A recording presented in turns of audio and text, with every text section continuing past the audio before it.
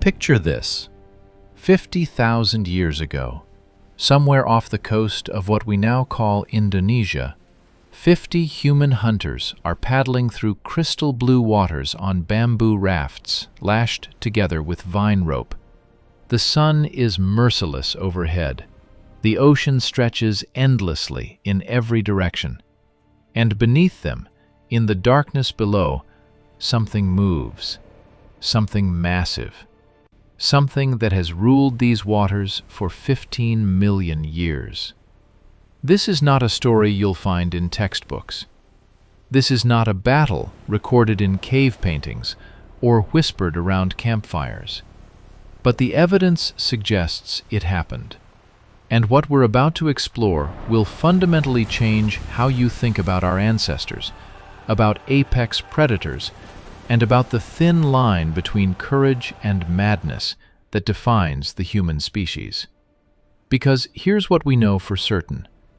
Early humans crossed vast stretches of open ocean. Carcharocles megalodon, the largest predatory shark to ever exist, dominated those same waters during the Pleistocene. And when an apex predator meets the most adaptable hunter evolution has ever produced, something has to give.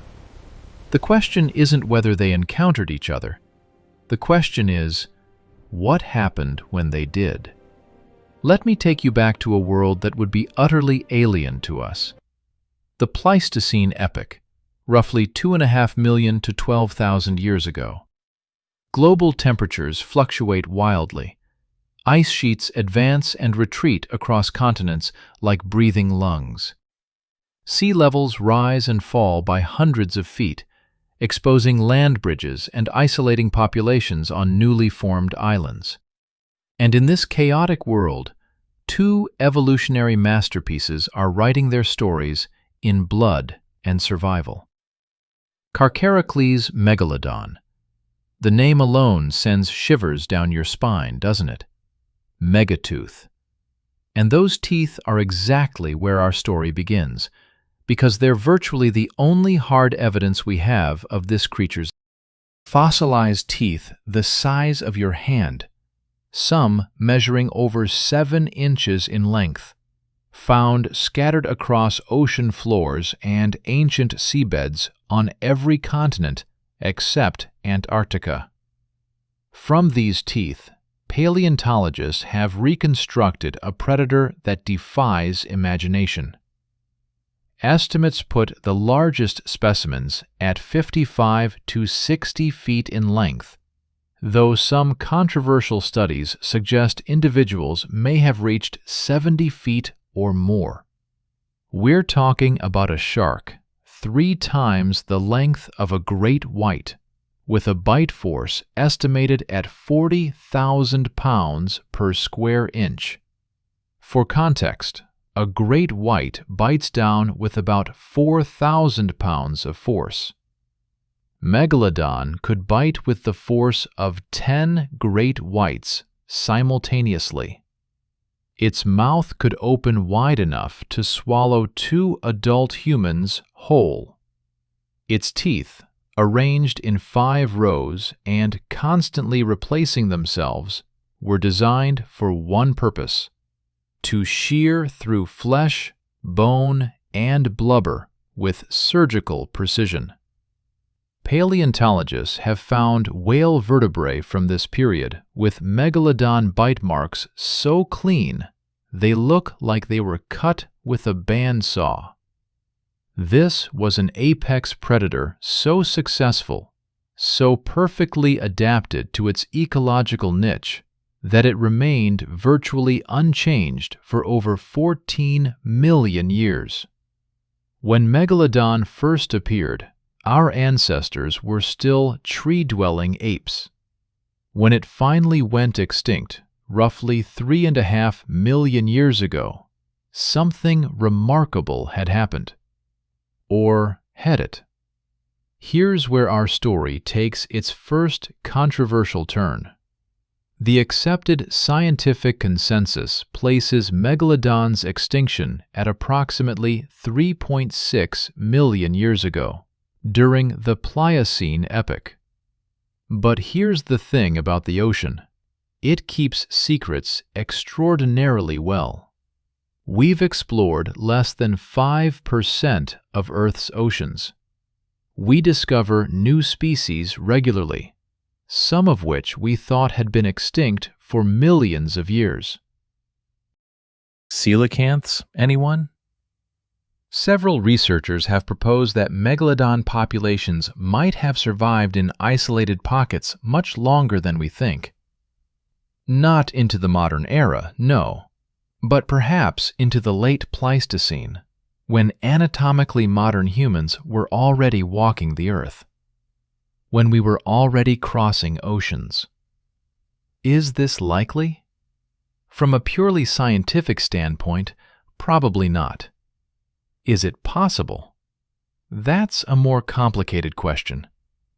Let's examine the evidence, or rather, the intriguing absence of evidence. Megalodon teeth are found in abundance in fossil records up until about 3.6 million years ago, and then they vanish. But here's what's fascinating. The fossil record is inherently incomplete. We're looking at scattered snapshots across millions of years. The conditions required for fossilization are specific and relatively rare, especially for cartilaginous fish like sharks, which don't preserve well.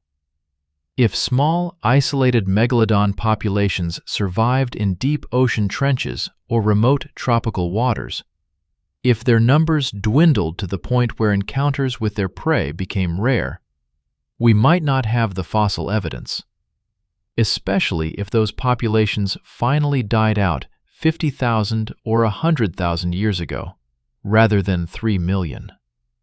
Sound far-fetched? Consider this.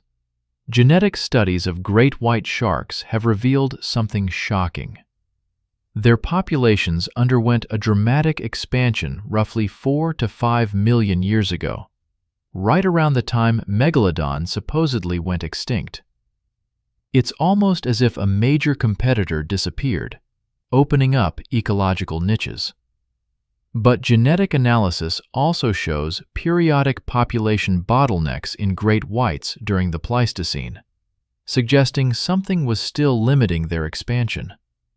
What if that something was isolated megalodon populations?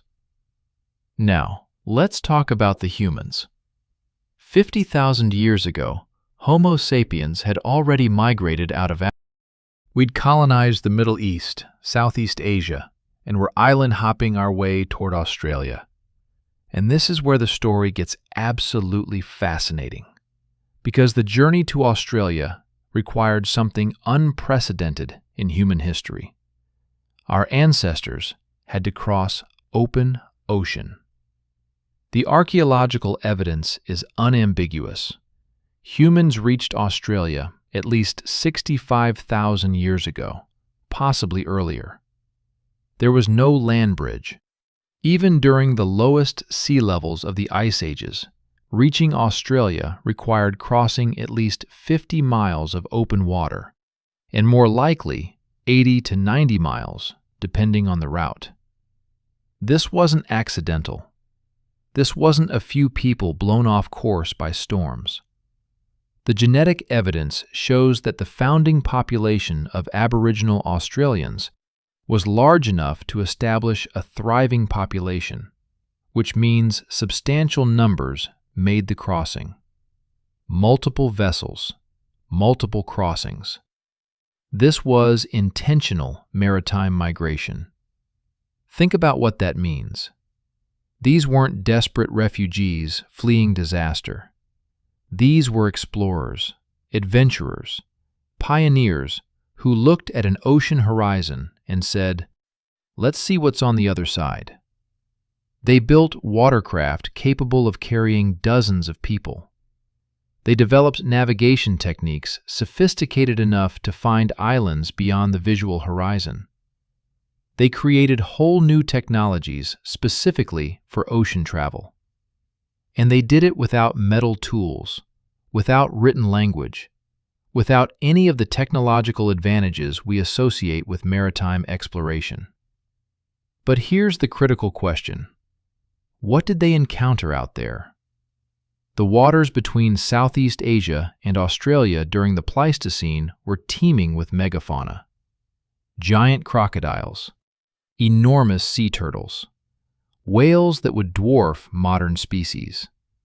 And if our controversial hypothesis holds, perhaps something even more terrifying. Archaeological sites in Australia and Papua New Guinea have yielded bone harpoons, fishing hooks, and evidence of sophisticated maritime hunting techniques dating back 40 to 50,000 years.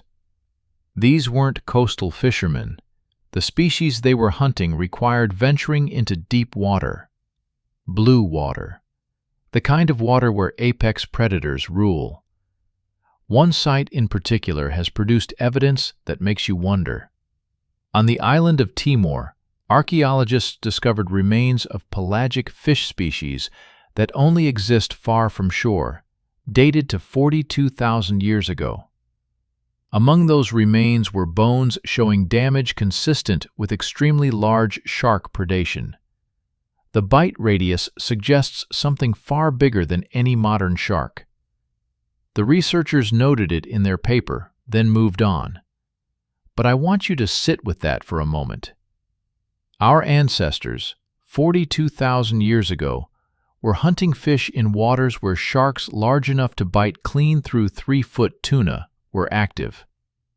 Were they hunting those sharks? Or were those sharks hunting them? Here's what we know about Pleistocene humans that might surprise you. They were the most successful large-game hunters who had ever existed. In Africa, they were taking down elephants.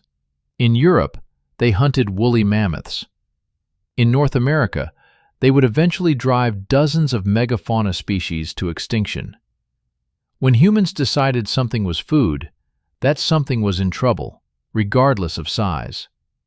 And humans don't just hunt for food. We hunt for resources. We hunt for territory. We hunt for prestige and status within our groups. We hunt, sometimes, simply because we can. Megalodon, should any have survived into this period, would have possessed something incredibly valuable. Those massive teeth. 7 inches of serrated, razor-sharp calcified tissue that could be used for cutting, scraping, ceremonial purposes. In cultures around the world, shark teeth have been prized for tools and how much more valuable would megalodon teeth be? But getting those teeth would require something unprecedented. Something that combines desperation, ingenuity, courage, and perhaps a healthy dose of madness. It would require hunting a 60-foot shark in open ocean. Let me paint you a picture of what such an encounter might look like.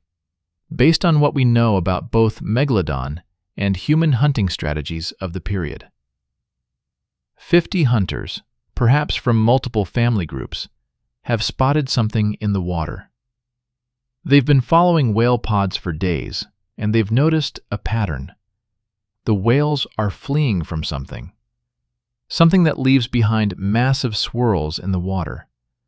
Something that occasionally breaches, showing a dorsal fin taller than a man. They've found what they're looking for. The decision to engage wasn't made lightly. Days of observation, nights of discussion around fires built on rafts, lashed together into floating platforms. The elders remember stories passed down through generations. The young hunters are eager to prove themselves.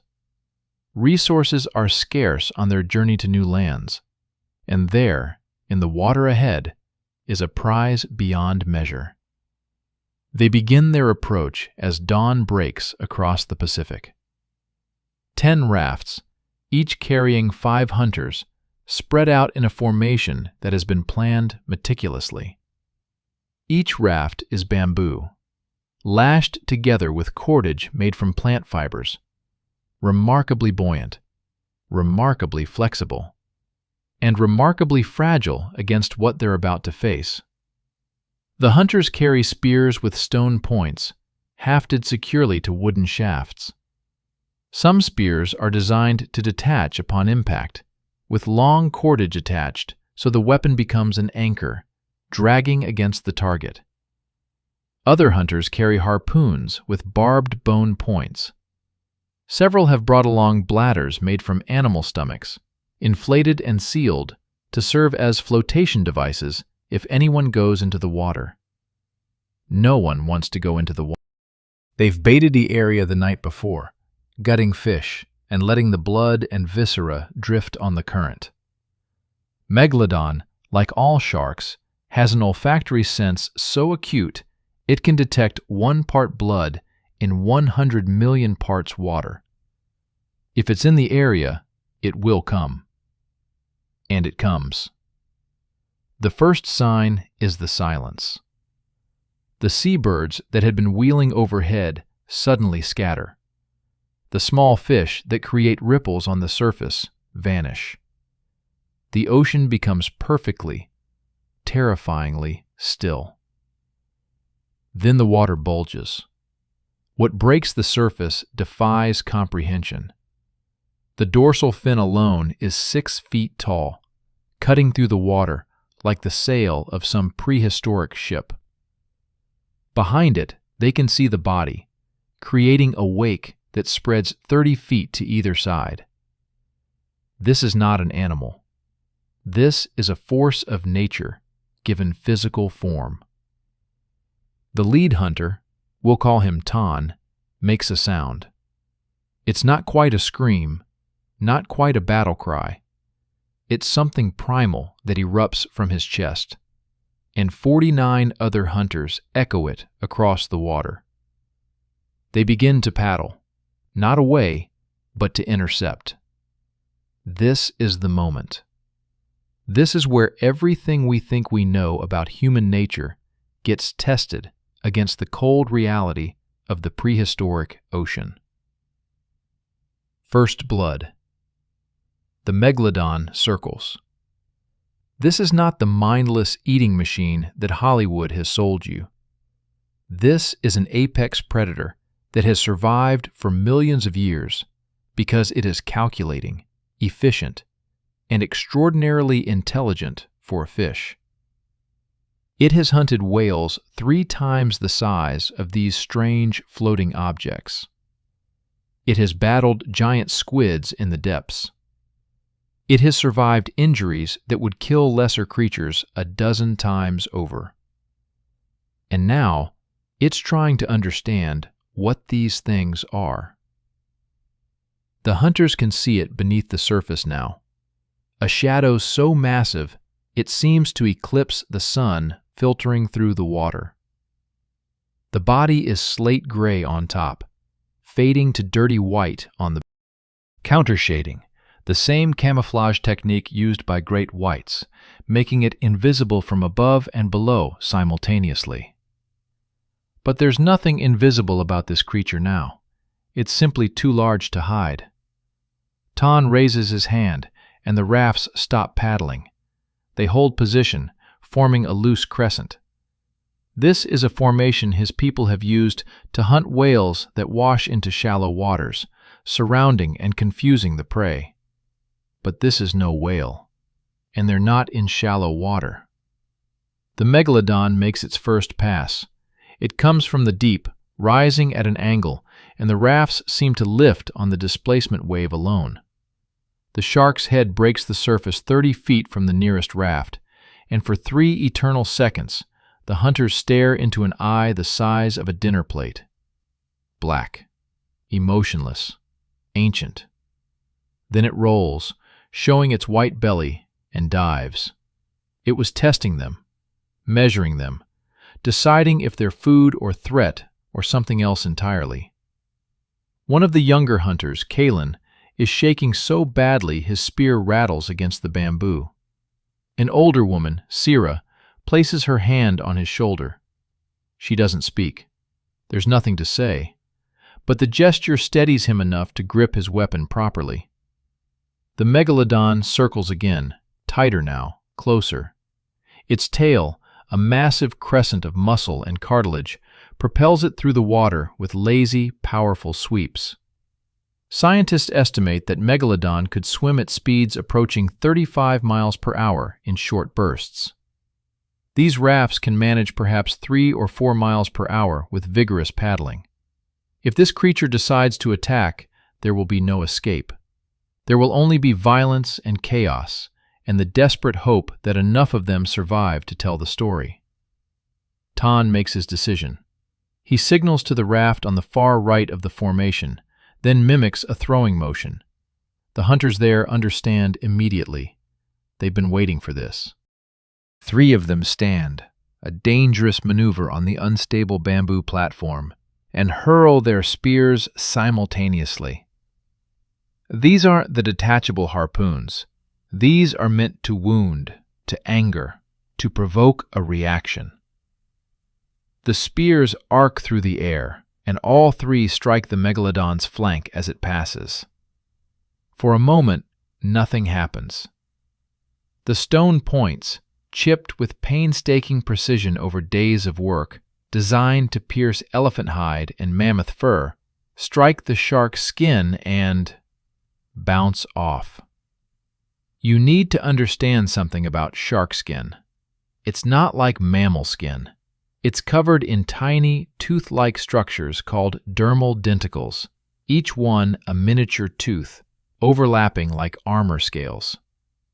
On a great white, this armor is tough enough to protect against the claws and teeth of sea lions. On a megalodon, scaled up proportionally, it's like trying to pierce chainmail with wooden needles. The spears clatter into the water, useless, but one, just one, struck at a slightly different angle. Found a softer spot where the pectoral fin meets the body. The stone point penetrated maybe 2 inches into flesh. 2 inches into a creature 60 feet long. It's like stabbing an elephant with a sewing needle. The wound is negligible. The damage is meaningless. But pain is pain, and Megalodon has just learned something crucial. These strange floating things can hurt. The shark's behavior changes instantly. The lazy circling stops. The tail sweeps once, twice, and the massive body accelerates with shocking speed. It's heading directly for the raft that threw the spears. The hunters there have perhaps 5 seconds to react. They throw themselves flat on the bamboo, gripping the lashings with white-knuckled desperation. Someone is screaming. Someone is praying to gods whose names are lost to history. The Megalodon doesn't breach. It doesn't attack from below like you see in movies. Instead, it does something far more terrifying. It rams. The head, massive and triangular, strikes the raft at an angle, with the force of a runaway cart pulled by oxen. Bamboo explodes. Cordage snaps. 3 hunters are launched into the air, spinning, arms windmilling, before they crash into the water 20 feet away. The raft doesn't sink. Bamboo is too buoyant for that, but it's been reduced from a stable platform to a scattered collection of poles and desperately clinging humans. In the water, the 3 who were thrown have seconds to live. They know it. Everyone knows it. But here's where human hunting strategy reveals its true genius. This was anticipated, planned for. From the rafts on either side, hunters are already moving. They've tied bladders, those inflated animal stomachs, to long ropes. They hurl them toward the thrashing figures in the water. 2 of the 3 manage to grab hold. The third, stunned from impact, is sinking. And the Megalodon is circling back. Tan doesn't hesitate. He dives. It's a decision that defies every survival instinct. The water here is 100 feet deep, maybe more. The Megalodon is somewhere below, already oriented on the struggling hunter, and Tan has just made himself into prey. But he's not swimming to attack. He's swimming to rescue. Underwater, the world becomes a cathedral of blue light and shadow. Tan can see the hunter below him, barely conscious, drifting, and beyond, rising from the depths like some leviathan from mythology, the Megalodon. It's even more massive from this perspective. The mouth is opening, rows of teeth sliding into position. Tan can see into that throat, can see the gills rippling, can see his own death approaching at 20 miles per hour. He grabs the sinking hunter by the hair, kicks toward the surface, and screams bubbles. Above, the other hunters have been waiting for this moment. As Tan and the drowning man breach the surface, hands grab them, haul them toward the nearest intact raft. It's brutal. Tan's shoulder nearly dislocates. The other man's leg scrapes against bamboo hard enough to draw blood. But they're out of the water when the Megalodon arrives. The shark breaches completely, 11 tons of prehistoric predator launching itself into the air in pursuit of prey that was there a heartbeat ago and is now gone. Water streams from its body. The mouth gapes wide enough to swallow both men whole. For a frozen moment, it hangs in the air, suspended in defiance of physics, the ultimate expression of predatory power. Then gravity reasserts itself, and the Megalodon crashes back into the ocean with a sound like thunder, creating a wave that rocks every raft in the formation and soaks everyone to the skin. When the water settles, the hunters take stock. 1 raft destroyed. 5 hunters in the water, now being pulled to safety. Multiple spears lost. And the Megalodon, circling again, now fully aware that these creatures are neither easy prey nor insignificant threats.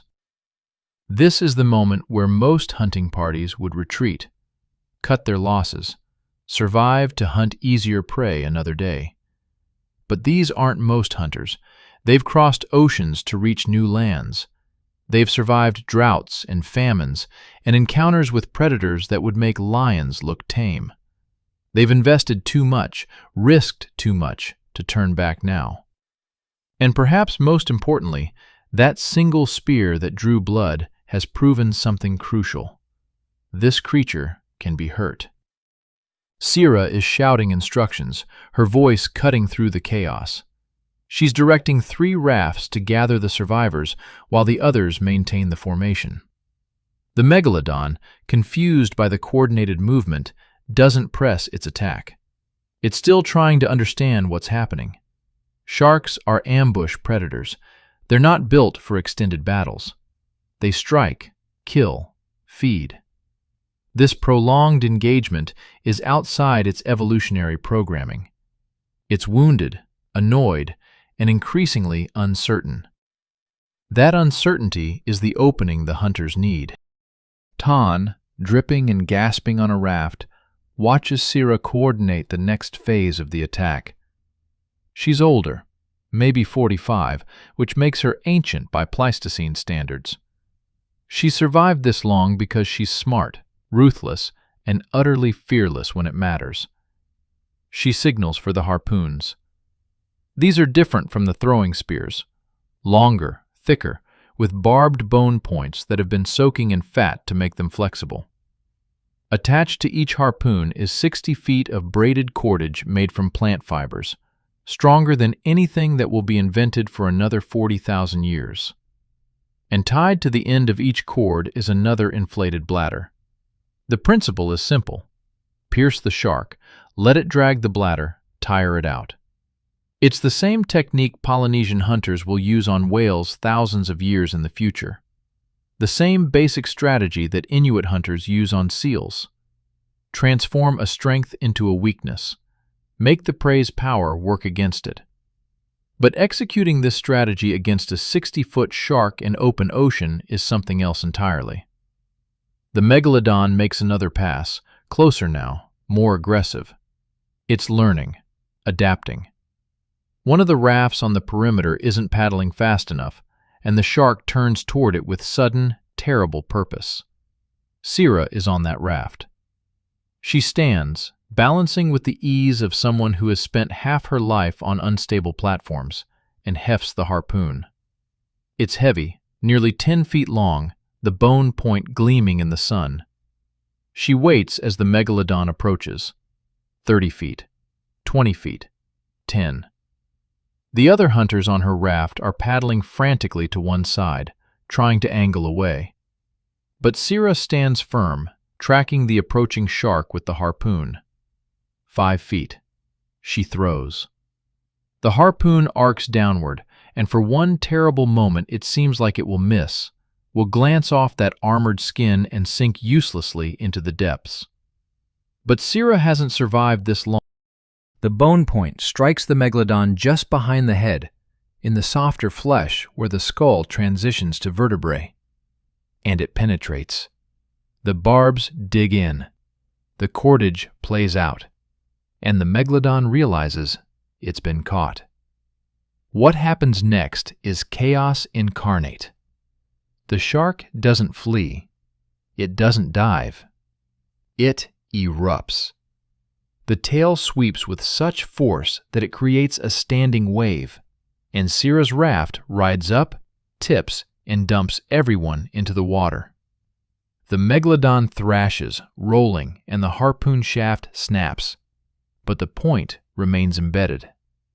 The cordage is holding, the bladder is dragging, and now there are 6 people in the water with an enraged 60-foot shark. The blood price. Panic is a luxury you cannot afford when you're treading water with a Megalodon. Sira surfaces, gasping, and the first thing she sees is teeth. Not the shark itself, but a single tooth that has broken free during the thrashing, spinning lazily through the water column before her eyes. It's larger than her hand. Serrated edges catch the light filtering down from above. 7 inches of evolutionary perfection, designed for one purpose: to cut through flesh and bone. She kicks away from it instinctively, and that kick saves her life. The Megalodon's tail sweeps through the space she occupied a heartbeat before, moving so fast it creates a vacuum that pulls at her body. The pressure wave alone is enough to stun one of the other hunters in the water, a young man named Joro, who goes limp and starts to sink. Above, on the intact rafts, coordinated chaos. Tan is screaming orders. Bladders are being thrown. Ropes are being played out.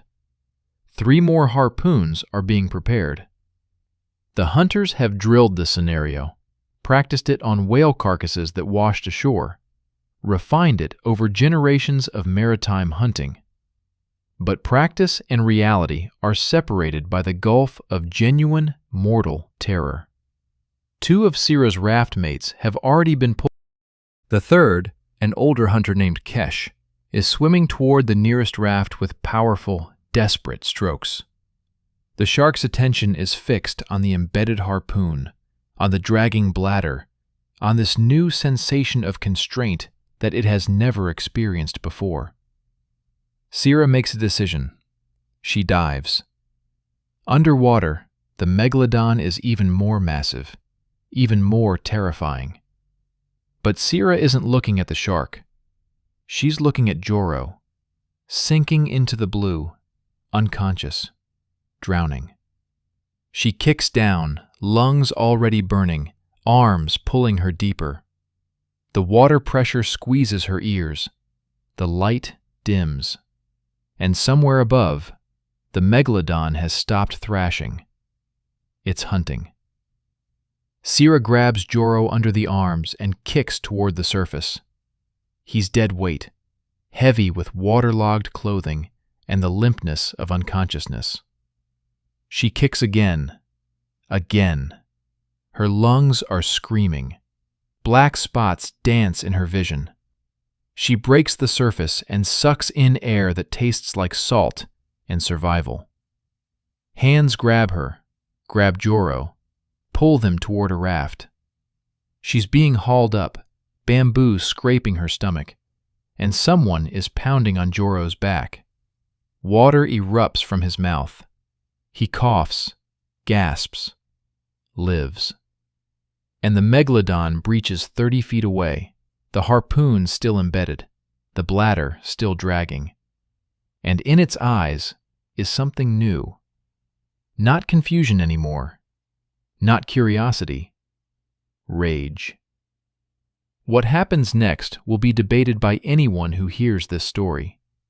Some will call it madness. Others will call it the moment that defined our species' relationship with the natural world. But standing on that raft, soaked and shaking, Sira sees it clearly. The Megalodon is tiring. Not much, not enough to make it safe, but the bladder is working. Every movement the shark makes to free itself requires energy. Energy that isn't infinite, even for a predator this size. The wound from the harpoon is bleeding now, a thin stream of red that disperses in the current. And while the injury itself is minor, the blood loss will add up. Time is now on the hunter's side, if they can survive long enough to exploit it. Tan has reorganized the formation. The destroyed raft's survivors are distributed among the others. 7 rafts remain fully functional. 2 more are damaged but still afloat.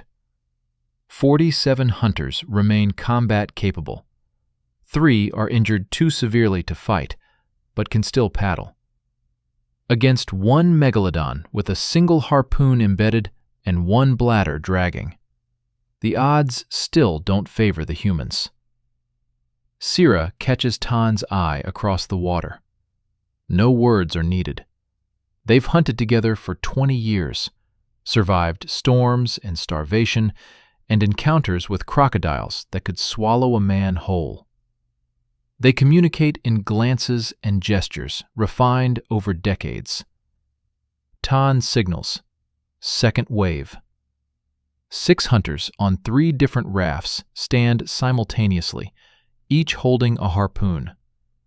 The plan is to strike from multiple angles, embed more bladders, create a drag that even this monster can't overcome. But the plan requires getting close enough to strike, and the Megalodon has learned that proximity means pain. The shark dives. One moment it's visible, circling at the surface, the bladder bobbing behind it. The next, it's gone, descending into depths where light becomes a memory, and pressure could crush human lungs like overripe fruit. The hunters wait. 60 seconds. 90. 2 minutes. Sharks need to keep moving to breathe, to force water over their gills. But Megalodon could slow its metabolism, could glide on minimal energy, could stay down far longer than the hunters can afford to wait. Every moment of stillness is a moment for doubt to creep in, for fear to calcify into paralysis. At 3 minutes, one of the younger hunters breaks. He starts paddling his raft away from the formation, muttering prayers or curses. It's impossible to tell which. Tan shouts at him to hold position, but fear has overridden training. The raft makes it 30 feet before the water beneath it explodes. The Megalodon rises from directly below, jaws already open, and closes its mouth on the entire raft. Bamboo splinters, cordage snaps, and the 5 hunters on that raft are suddenly falling, tumbling through air and water and shattered wood. 2 land in the shark's mouth. They don't scream. There isn't time. The teeth, 300 of them arranged in 5 rows, close with hydraulic force. Bones snap with sounds like green wood breaking. Blood blooms in the water, warm and dark. The Megalodon shakes its head, the universal predator motion for tearing flesh, and the raft's remains scatter across 50 feet of ocean. 3 hunters are in the water, swimming frantically. The other 2 are simply gone. This is the price. This is what it costs to hunt something that evolution spent 15 million years perfecting. But here's what separates humans from every other predator on Earth. We calculate that price, and sometimes we pay it anyway. Tan doesn't retreat. He paddles forward. His raft moves toward the Megalodon while the shark is still occupied with the wreckage in its mouth, still tasting bamboo and human flesh, still processing this strange prey that fights back. The harpoon team on Tan's raft is ready, weapons poised. 20 feet. 15. 10. The Megalodon sees them, starts to turn, jaws still working. Tan throws his harpoon with every ounce of strength in his body, and the bone point strikes the shark in the gill slits, that vulnerable region where armor gives way to soft, oxygen-exchanging tissue. The barbs dig deep. The cordage plays out. Another bladder hits the water. 2 hunters on the raft to Tan's left throw simultaneously. One harpoon glances off the dorsal fin. The other embeds in the flank, shallow but secure. 3 bladders now, 3 anchors, 3 constant drags against every movement. The Megalodon responds with violence that defies description. It rolls, thrashes, dives, breaches, and crashes back down with such force that every raft within 100 feet catches the wave. Water pours over the bamboo platforms. Hunters cling to the lashings to avoid being swept away. When the chaos subsides, the situation has changed. 5 rafts remain intact. 38 hunters remain in the fight. 7 are dead or missing. The Megalodon has 3 harpoons embedded and 3 bladders dragging, but it's still fighting, still dangerous, still capable of killing every single one of them. But it's also bleeding from multiple wounds now. The gill hit is particularly damaging, compromising its ability to extract oxygen from water efficiently. Each breach, each violent movement, costs more energy than the one before. Kalen, the young hunter who was shaking at the start of the battle, paddles up beside Sira's raft. His eyes are wide, but his hands are steady on his weapon. He's seen friends die. He's seen what this creature can do. And he's still here, still fighting. "How many more?" he shouts across the water. "How many more bladders before it stops?" Sira doesn't know. Nobody knows. They're writing the manual on Megalodon hunting in real time, in blood and seawater. "As many as it takes," she shouts back. The Megalodon makes another run at the rafts, slower now, more deliberate. It's learning to compensate for the drag, adjusting its movements to account for the resistance. This is what millions of years of apex predator evolution looks like. Adaptation in real time, even in extremis. But humans have spent 200,000 years adapting too, and our adaptation is cooperation, communication, the ability to coordinate complex tactics among dozens of individuals working toward a single goal. The rafts don't scatter. They tighten formation, creating a dense cluster that's harder to single out, harder to isolate. When the shark passes, 2 more harpoons fly. One strikes home in the thick muscle near the tail base. 4 bladders. The Megalodon's movements are noticeably slower. The blood trail is wider, more persistent. But the shark isn't fleeing. It's still circling, still measuring, still searching for an opening. Tan realizes something in that moment. This creature will fight until it physically cannot continue. There is no surrender in its DNA, no instinct to retreat when wounded. It has never needed those instincts because nothing in 15 million years has successfully hunted it. Until today. The sun is climbing toward noon. The battle has been raging for over an hour. The hunters are exhausted, arms burning from constant paddling, hearts hammering from sustained terror. But they can see it now, the thing they've been fighting toward. The Megalodon is tiring. It's diving less frequently, breaching less explosively. The circles are tightening, becoming erratic, as if the shark is having trouble maintaining its trajectory.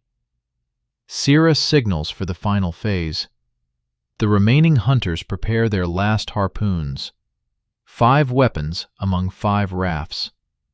This will be the decisive moment, when they commit everything they have left. Or it will be the moment the Megalodon summons one final burst of strength and kills them all. The shark makes another pass, and this time it's different. Slower, yes, but also more focused. It's not testing anymore. It's not confused. It has made its decision about what these creatures are. They are prey. Difficult prey, painful prey, but prey nonetheless. The Megalodon charges. The turning tide. The charge is not the wild thrashing of an enraged animal. This is calculated, efficient. The Megalodon has spent the last hour analyzing these strange floating prey, studying their movements, identifying patterns. And now it's applying 15 million years of predatory instinct to the problem of how to kill them all. It targets the raft on the far left of the formation, the one slightly separated from the others by 15 feet of open water. On that raft are 4 hunters, including an elderly man named Thos, who has been coordinating the bladder throws. They see the shark coming and begin paddling frantically to close the gap with the main formation. They won't make it. But Thos doesn't panic. He's 73 years old, which makes him a legend among his people. A man who has survived encounters that killed stronger, younger hunters. He didn't live this long by freezing in crisis. "Brace!" he shouts to his raft mates, and they drop their paddles and grab the lashings.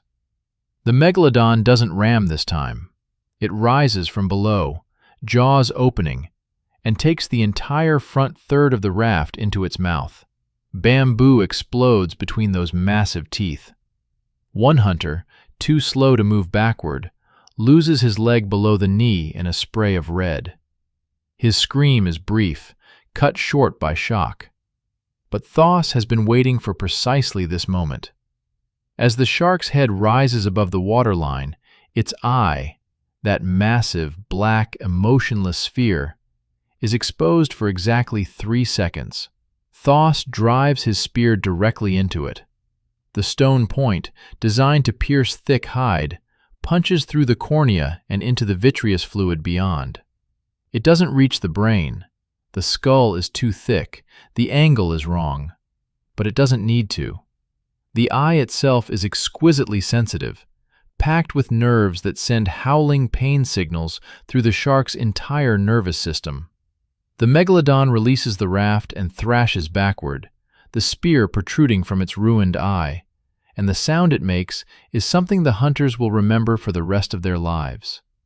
Not quite a roar, not quite a scream, but a subsonic rumble that they feel in their chests more than hear with their ears. Half blind now, bleeding from multiple wounds, dragging 4 bladders, and absolutely, utterly enraged. What happens next will be studied by anthropologists 50,000 years later, analyzed as a pivotal moment in human evolution. Because the hunters don't retreat. The wounded man is pulled to a nearby raft, his leg bound with strips of leather to slow the bleeding. Thos, who just blinded a Megalodon at point-blank range, calmly retrieves another spear. And they press the attack. 2 harpoons fly from opposite sides. The Megalodon, disoriented by the loss of depth perception, doesn't track them both. One strikes deep into the shoulder muscle. The bladder attached to it is larger than the others, made from a seal stomach with more buoyancy. 5 bladders, 5 anchors, 5 constant reminders that this prey fights back. The shark dives, and this time it goes deep, really deep, pulling the bladders down with it. The hunters can see them descending, 5 spots of lighter color disappearing into the blue darkness. 30 feet, 50, 70. Then the descent stops. The bladders, compressed by the water pressure but still buoyant, have created enough drag that the shark cannot pull them any deeper without expending massive amounts of energy. Energy it's rapidly running out of. The Megalodon surfaces again, breaching with less height, landing with less impact. The movements are becoming labored. The tail sweeps are slower. But the shark is still 15 tons of muscle and rage, still capable of destroying everything in its path. Sira watches the pattern, reads the exhaustion in the creature's movements. She's been counting the time between breaths, watching how long the shark can stay submerged. It's decreasing. The gill wound is taking its toll, compromising oxygen intake. "It's drowning," she says quietly, and the hunters near her hear the awe in her voice. "We're drowning a fish." It sounds absurd, impossible, but that's exactly what's happening. The Megalodon cannot maintain the activity level required to fight while simultaneously getting enough oxygen through its damaged gills. Every violent movement accelerates the oxygen debt. Every moment of combat brings it closer to suffocation. The shark makes another run at the rafts, but it's half-hearted now, almost exploratory. It's looking for an escape route, a way out of this impossible situation where prey has become predator. Tan sees the shift, sees the moment when the Megalodon's behavior changes from aggression to something else. Not quite fear. Sharks don't feel fear the way mammals do, but a fundamental survival calculation that this battle is no longer worth the energy cost. The shark turns away from the rafts and begins to swim out to open ocean, dragging its 5 bladders behind it. This is the critical decision point. Let it go, and they survive. They've driven off a Megalodon, proven that humans can fight apex predators in their own domain, and live to tell the tale. That's a victory by any measure. But the teeth, those massive, serrated teeth, worth more than a year's worth of hunting. The prestige of killing a legend. The story that would be told around fires for generations. And perhaps most importantly, the knowledge that if they let this creature live, it will remember. It will learn. And the next group of humans who encounter it will face a more dangerous, more cunning predator. Tan makes the decision for all of them. He raises his spear and points after the retreating shark. We finish this. The pursuit begins. It's a strange kind of chase, nothing like running down prey on land. The rafts can manage perhaps 4 miles per hour with vigorous paddling. The Megalodon, even wounded and exhausted, could theoretically swim at 20 miles per hour. But theory meets reality in the form of 5 bladders creating enormous drag, combined with massive blood loss and oxygen deprivation. The shark is moving at perhaps 6 or 7 miles per hour and slowing. The hunters paddle in shifts, fresh arms replacing tired ones every 10 minutes. They've been training for this their entire lives, building the endurance needed for long ocean voyages. The Megalodon has been the undisputed king of the ocean for 15 million years and has never needed the stamina for extended pursuit. Evolution has prepared them for this moment. It has not prepared the shark. An hour into the chase, the Megalodon's speed drops to 5 miles per hour, then 4. The blood trail is wide enough now that they don't need to keep the shark in sight. They just follow the red stains spreading across the blue water. Seabirds have begun to gather, wheeling overhead, drawn by the smell of blood. Smaller sharks, tiger sharks, bulls, species that would normally give Megalodon a wide berth, begin to shadow the procession, waiting for the inevitable conclusion. At 3 hours, the Megalodon stops swimming entirely.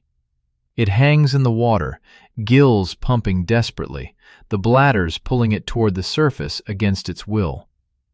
The hunters approach cautiously, weapons ready, knowing that even a dying predator can kill. The shark's remaining eye tracks them. There's no emotion in that gaze, no plea for mercy, no acknowledgement of defeat.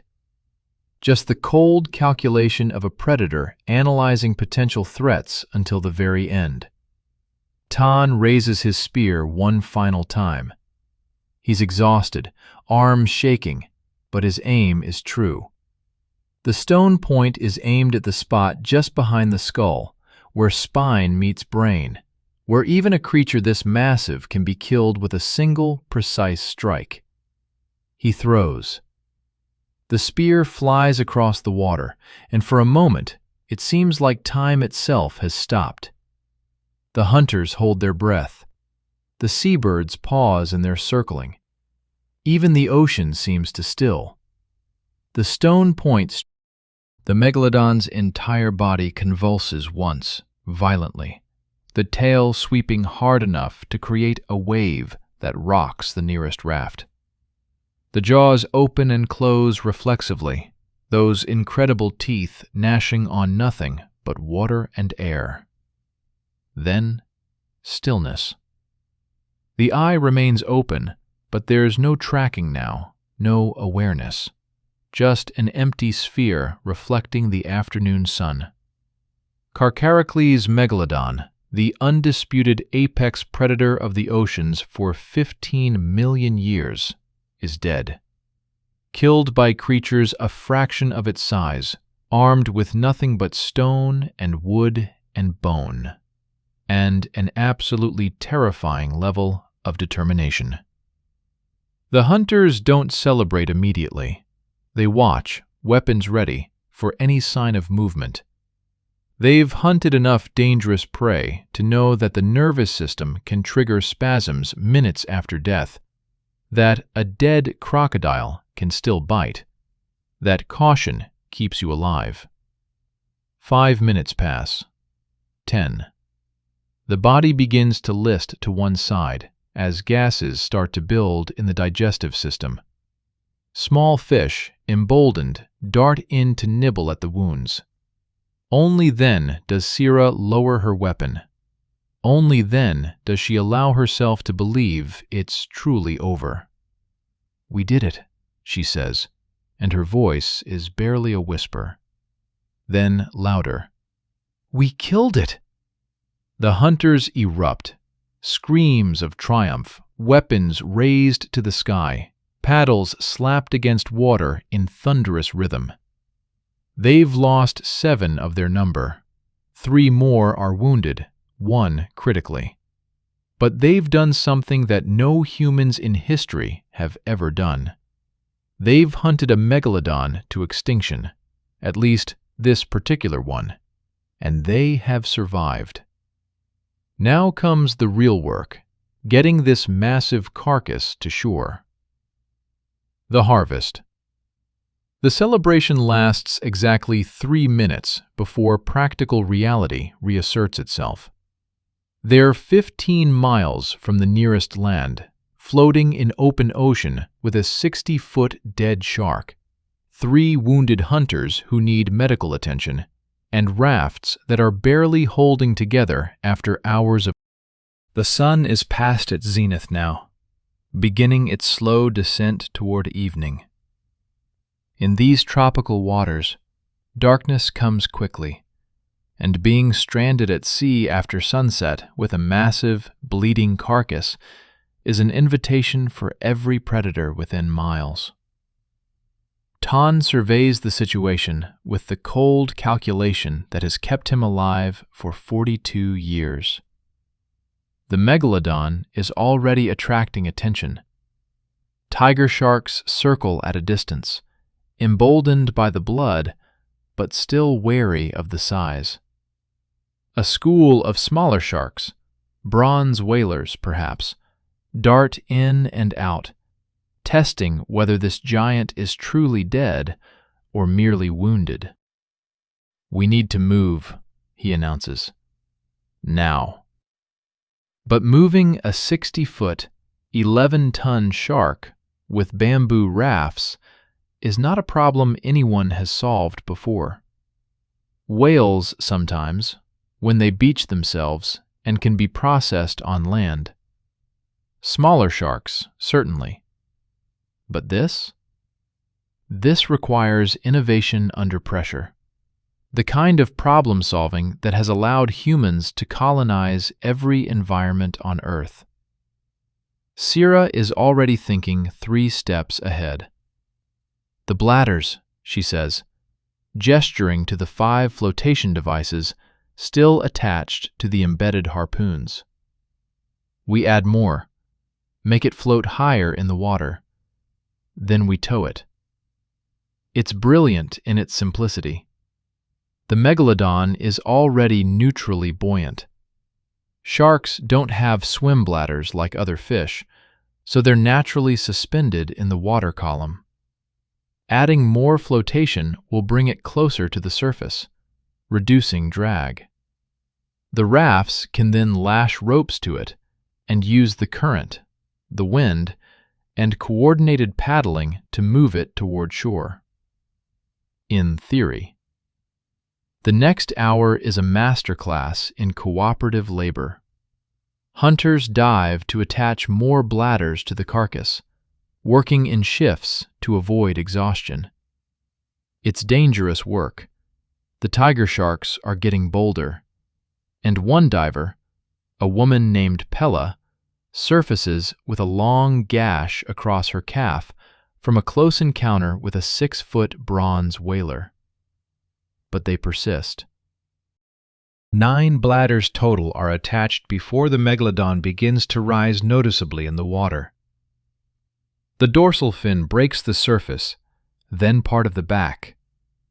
The carcass rolls slightly, exposing the white belly, and for the first time the hunters can truly appreciate the size of what they've killed. The mouth, even in death, is a cavern. Ton paddles close enough to look inside, and he estimates he could stand upright in those jaws without his head touching the upper palate. The teeth, oh, those teeth, are everything he'd hoped for. Hundreds of them, many loose now, ready to be harvested. Each one a tool, a weapon, a symbol of achievement that will be passed down through generations. But first, they have to get this prize to shore. The rafts form a V formation with the Megalodon positioned at the apex. Ropes are attached to the tail, the pectoral fins, anywhere they can get secure purchase on the massive body. The healthiest hunters take positions on the outermost rafts, where the paddling will be most effective. The wounded are positioned in the center, along with the precious cargo of harvested harpoons and spears. "On my count," Ton shouts. 1, 2, 3, paddle! 41 arms pull in unison. Bamboo flexes, ropes creak, and incredibly, impossibly, the entire assemblage begins to move. It's slow, agonizingly slow, perhaps half a mile per hour, maybe less, but its movement in the right direction, toward the distant smudge on the horizon that marks the island they departed from 3 days ago. 3 days. It feels like a lifetime. The tiger sharks follow at a respectful distance, joined now by a massive bull shark that Sierra estimates at 12 feet long. In normal circumstances, any of these predators would be a deadly threat.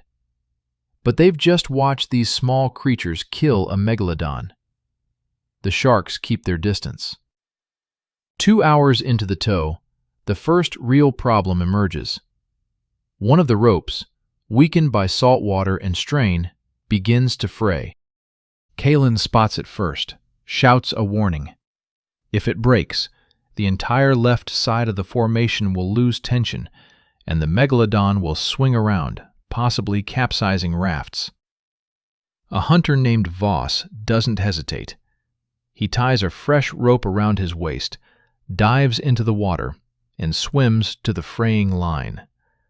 Underwater, with sharks circling and his lungs burning, he works to attach a reinforcement rope. 30 seconds. 45. A full minute underwater while his companions watch helplessly from above. He surfaces, gasping, and gives the signal. Secure.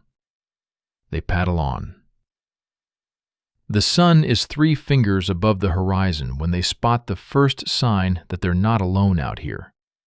Smoke rises from the island ahead. Cooking fires, signal fires, the daily rhythms of the camp they left behind. But there's something else. Boats. 3 rafts are paddling out to meet them, having spotted the unusual formation on the ocean. As the boats approach, the hunters on them fall silent. They see the megalodon, see the blood-stained, exhausted hunters, see the empty spaces where rafts and people should be. No one speaks. There are no words adequate for what they're witnessing. One of the approaching rafts contains the group's eldest, a man named Auric, who has seen 78 summers and serves as the keeper of stories. He stares at the dead megalodon for a long moment, then turns to Tan. "You actually did it," he says. And there's something in his voice that might be awe, might be horror, might be both. "You mad, glorious fools actually did it." "We lost 7, Tan replies quietly. "Mika, Shorn, Eula, Kess, Rain, Hota, and Vess. They died as hunters." Auric nods slowly. In their culture, there is no higher honor. But 7 dead out of 50 is a terrible price, even for a prize this magnificent. The approaching rafts join the formation, adding fresh paddlers, and the speed increases noticeably. One raft brought fresh water, and the exhausted hunters drink deeply, not realizing until this moment how desperately thirsty they've been. As they paddle, Sierra finds herself watching the megalodon's corpse. Even in death, it's magnificent. This creature was swimming in these oceans when the first humans were learning to walk upright. It was perfected, optimized, a masterpiece of evolution that had no need to change. And now it's dead, killed by upright apes with stone tools and more courage than sense. She wonders if this is how all the megafauna will end. Mammoths and giant sloths and saber-toothed cats, all falling to human ingenuity and determination. For the first time, she feels something that might be regret. Not for the hunt. The hunt was necessary, was glorious, was the ultimate expression of what humans can achieve. But for what this represents. The beginning of the end for creatures that cannot adapt fast enough to match human innovation. By the time they reach shallow water, the entire settlement has gathered on the beach. 200 people, men, women, children, all standing in silence as the hunting party beaches their rafts and begins the arduous process of dragging the megalodon onto the sand. It takes 40 people pulling in coordinated rhythm to move the carcass above the tide line. Even beached, it's enormous, the tail extending into the surf, the head resting in dry sand. Children approach cautiously, touching the rough skin with wonder and fear. Thos, who blinded the shark and lost part of his foot in the process, is carried to the carcass on a stretcher. He reaches out with one trembling hand and places it on the massive head. "I have hunted seal and whale and crocodile," he says, his voice carrying across the beach. "I have survived storms and droughts and the deaths of friends. But this is how I will be remembered, as the man who blinded the great tooth." The crowd erupts in cheers, and the celebration finally, truly begins. That night, they feast. Not on Megalodon. The meat is oily, unpalatable, barely edible even when desperate. But on the fish they caught during the journey, on stores they'd been saving, on the simple joy of survival. Auric begins the process of preserving the story, repeating key details to the younger story keepers, ensuring that the hunt will be remembered exactly as it happened. The number of hunters, 50. The length of the shark, 60 feet. The number of bladders, 9. The names of the dead, spoken with reverence. And the teeth. Oh, the teeth.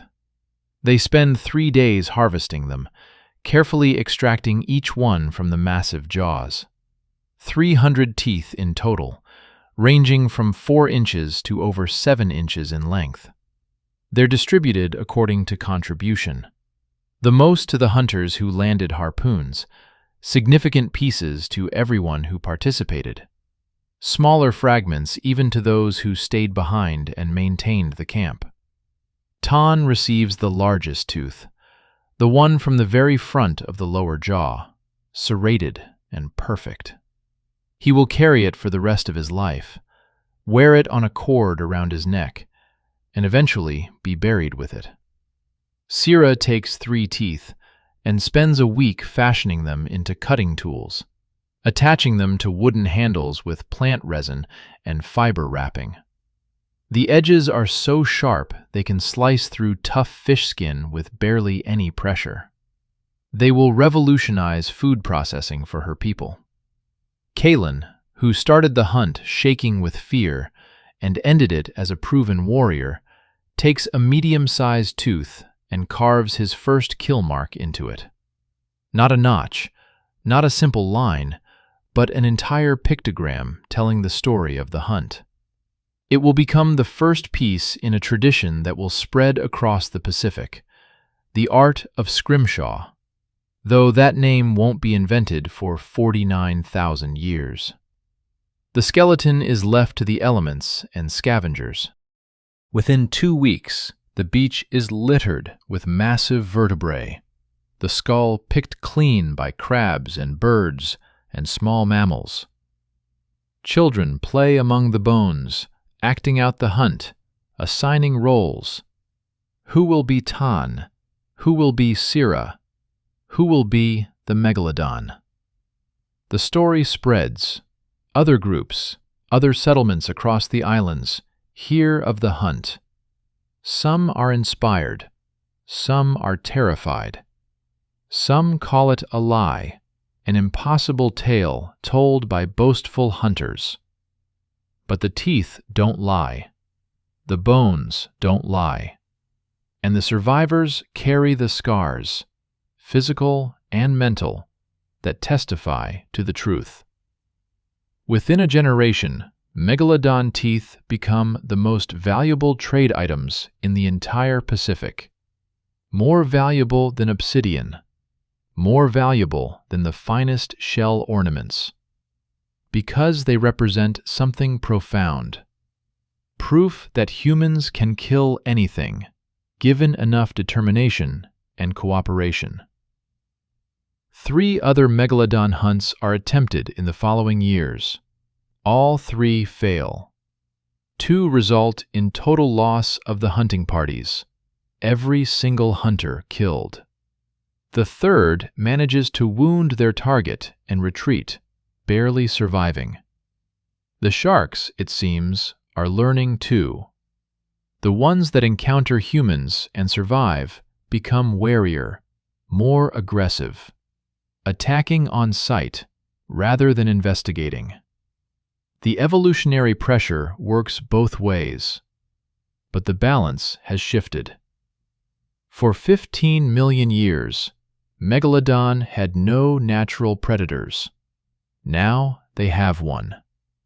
And that predator is spreading across the globe, colonizing every environment, adapting to every challenge, and killing anything that gets in the way. The legacy of teeth. 10 years after the hunt, Tan stands on a different beach, 2,000 miles to the east, and watches his grandson practice throwing spears at a driftwood target. The boy is 7 years old, barely tall enough to hold the weapon properly, but his form is good, patient, focused. Around Tan's neck, the megalodon tooth catches the afternoon light. It's worn now, polished smooth by a decade of handling, the serrations slightly dulled. But it still commands respect. Other hunters see it and know immediately what it represents. "Tell me the story again, grandfather," the boy says, abandoning his practice to sit at Tan's feet. Tan smiles. He's told this story 100 times, maybe more, but it never gets old. Because every time he tells it, he sees something new in the listener's eyes. Fear, admiration, hunger, the desire to prove themselves against impossible odds. 50 hunters, he begins, using the ritualized opening that Auric taught him. 60-foot shark, 9 bladders, 7 dead. The numbers are important. They ground the story in reality, prevent it from becoming pure mythology. Though Tan knows that in time, even these precise details will drift. The shark will grow to 70 feet, then 80. The number of hunters will shrink to 40, then 30, making the achievement seem even more impressive. The dead will be forgotten or their names changed. That's how stories work. They're living things, evolving with each retelling. But for now, while survivors still live, the truth is preserved. The megalodon came from the deep, Tan continues, and his grandson leans forward, enraptured, despite having heard this a dozen times before. Bigger than any creature we had ever seen. Its eye was this large. He makes a circle with his hands, exaggerating only slightly. And its teeth could cut through a man like a stone knife through fruit. He describes the first charge, the destroyed raft, the moments underwater when he was certain he would die. He describes Sira's courage, Thos's sacrifice, the coordinated effort of 41 hunters paddling in perfect rhythm while towing a carcass that outweighed all of them combined. And he describes the moment when the shark finally died, when that enormous eye went dark, when 15 million years of evolutionary perfection ended at the point of a stone spear. "Why did you hunt it, grandfather?" the boy asks. "You had food. You had tools. Why risk everything for a shark?" It's a good question, an intelligent question, the kind of question that suggests this child might grow into a leader someday. Tan considers his answer carefully. "Because it was there," he says finally. "Because we could. Because humans don't just survive. We test ourselves against everything that frightens us. We push boundaries. We ask, what if, and then we find out. He doesn't mention the teeth, the trade value, the prestige. Those are true reasons, certainly, but they're not the deepest truth. The deepest truth is that humans hunt apex predators because we're apex predators ourselves, and there can only be one at the top of the food chain. Across the Pacific, similar conversations are happening. Sierra, now 55 and training the next generation of ocean hunters, tells the story to a group of young women eager to prove themselves on the water. Kaylin, who has led 3 successful whale hunts and 2 failed megalodon attempts, tells it as a warning. Respect the ocean. Respect your prey. But never, ever give up. The physical evidence is spreading too. Those 300 teeth have been traded across thousands of miles. A megalodon tooth found in a burial site in what will one day be called Taiwan. Another discovered in a cave in the Philippines, surrounded by evidence of tool-making. A third mounted as the centerpiece of a ceremonial headdress worn by a chief in Melanesia. Each tooth carries the story with it. Each one is a vector for the idea that humans can kill anything. And the idea is dangerous, because it's leading to something that won't be named for thousands of years: the Pleistocene megafauna extinction event. The systematic elimination of large animals across every continent humans reach. It starts slowly. In Australia, the giant short-faced kangaroo, the 3-ton diprotodon, the largest marsupial that ever lived, vanishes. Megalania, a 20-foot monitor lizard that could kill humans easily in one-on-one encounters, is hunted to extinction by coordinated groups using the same tactics developed for Megalodon: multiple attackers, exhaustion, exploitation of weak points. In Eurasia, woolly rhinoceros populations plummet.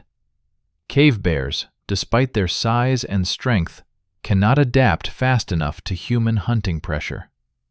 Gigantic elk with 12-foot antler spreads are killed for their impressive racks, their meat, and simply because they're there. In the Americas, the carnage will be even worse. Mammoths, mastodons, giant ground sloths as large as elephants, saber-toothed cats, dire wolves, short-faced bears that stand 12 feet tall on their hind legs. All of them will fall to human hunters using refined versions of the techniques first tested on a megalodon in the Pacific Ocean. Some scientists, 50,000 years in the future, will argue that climate change caused these extinctions, that the ice ages and interglacial periods created environmental pressures that megafauna couldn't survive. They're not entirely wrong. Climate change played a role, but they're missing the critical factor. These species had survived multiple ice ages before. They'd adapted to climate fluctuations for millions of years. What they couldn't survive was the arrival of a predator that refused to acknowledge natural boundaries, that killed not just for food, but for tools, for prestige, for the sheer challenge of it. A predator that, once it learned how to kill something, shared that knowledge across entire populations through story and demonstration and cultural transmission. The megalodon hunt became a template, a proof of concept. If you can kill a 60-foot shark in open ocean with Stone Age technology, you can kill anything. And humans proceeded to prove that hypothesis across 6 continents over the next 40,000 years. But I want to be clear about something. This isn't a condemnation of our ancestors. They weren't evil. They weren't wantonly destructive. They were survivors, doing what evolution had primed them to do: adapt, exploit, expand. They couldn't know that their success would lead to mass extinctions. They couldn't grasp the concept of species-level population dynamics. They lived in a world where resources seemed infinite, and the wilderness beyond their camps was vast and unknowable.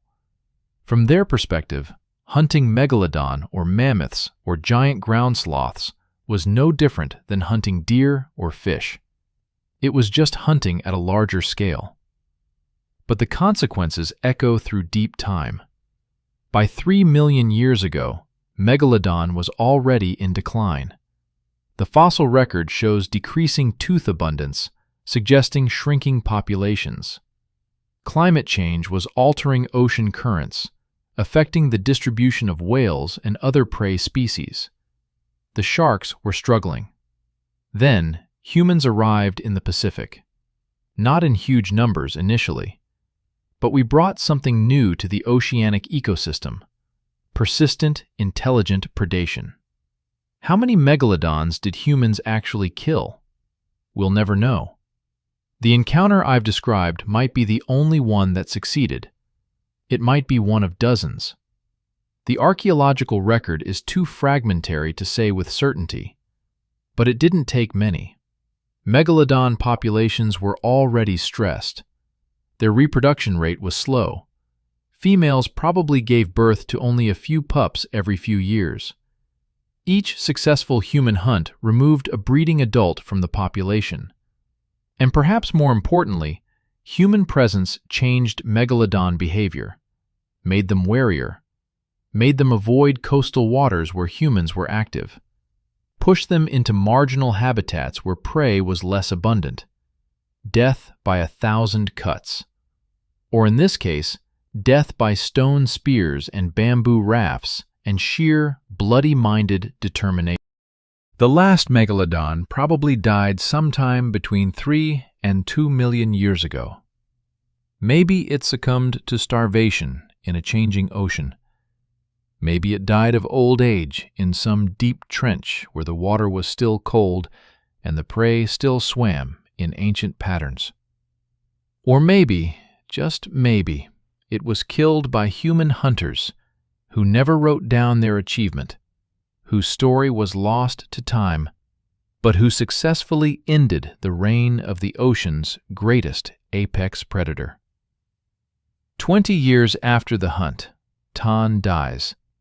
He's 62, ancient by Pleistocene standards, and he passes peacefully in his sleep, with the megalodon tooth still around his neck. His family buries him in a shallow grave above the tide line, and they place his weapons beside him. Spears, harpoons, cutting tools, all made from megalodon teeth. In 50,000 years, archaeologists will excavate this site. They'll find the skeleton, the artifacts, the tooth necklace. They'll write papers speculating about the significance of shark teeth in this culture's burial practices. They'll create museum exhibits showing the skeleton with its impressive necklace. But they'll miss the story. They'll categorize it as ceremonial use of marine resources, or status symbolism in maritime cultures. They won't realize they're looking at one of the 50 hunters who killed a legend. Sira outlives Tan by 3 years. In her final days, she teaches her granddaughters the art of reading water, how to spot the subtle movements that indicate a predator below, how to coordinate multiple rafts in combat formations, how to remain calm when death is circling beneath your feet. The ocean is not our enemy, she tells them, her voice weak but firm. But it is not our friend either. It simply is. And we must be smarter, more adaptable, more determined than anything it contains. She dies holding a cutting tool made from megalodon tooth, her fingers curved around the handle in the grip of someone who has held it 1,000. Her granddaughters bury her at sea, in the traditional way, weighted down with stones. As her body sinks into the blue darkness, schools of fish part around it, and in the distance, a tiger shark watches but does not approach. Even the sharks have learned to respect humans who carry the scent of megalodon. Kaylin lives to be 53, a good age for a hunter who took as many risks as he did. He leads 8 more major hunts in his lifetime, 3 for whales, 4 for large sharks, 1 disastrous expedition after a creature he describes as a crocodile the size of a boat that kills half his party before they escape. He never encounters another megalodon.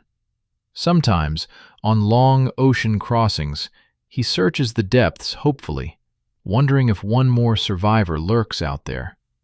But the waters remain empty of those massive shadows.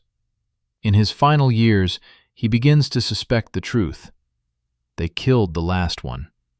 That magnificent, terrifying creature he faced as a young man was the final representative of its species, and they ended its lineage. The thought fills him with simultaneous pride and melancholy. "We are too successful," he tells his apprentices one evening, watching the sunset over an ocean that seems somehow emptier than it did in his youth. "We kill everything we touch.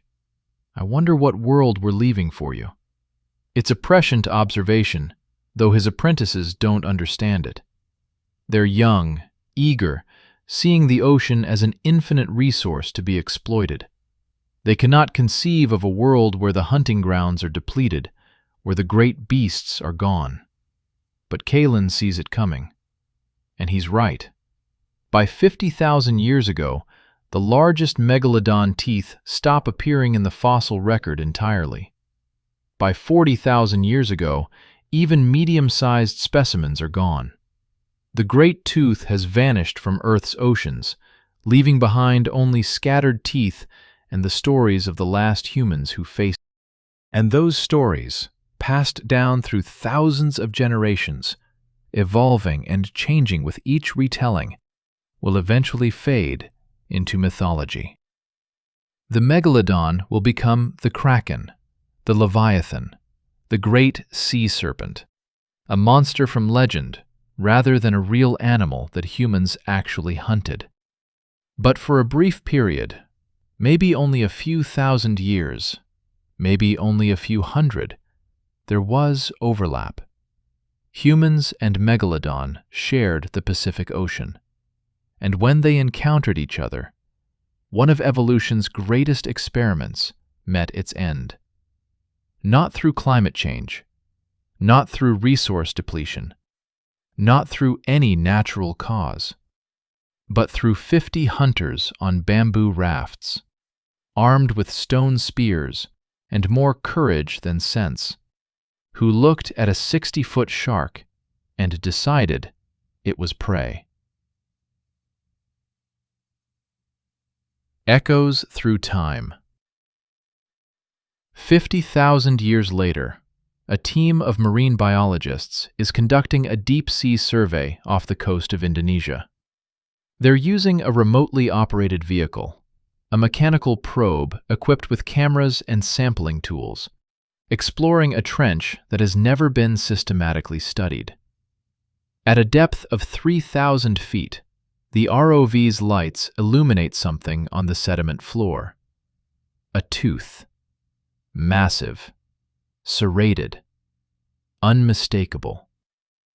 "Megalodon," breathes Dr. Sarah Chen, watching the video feed from the research vessel above.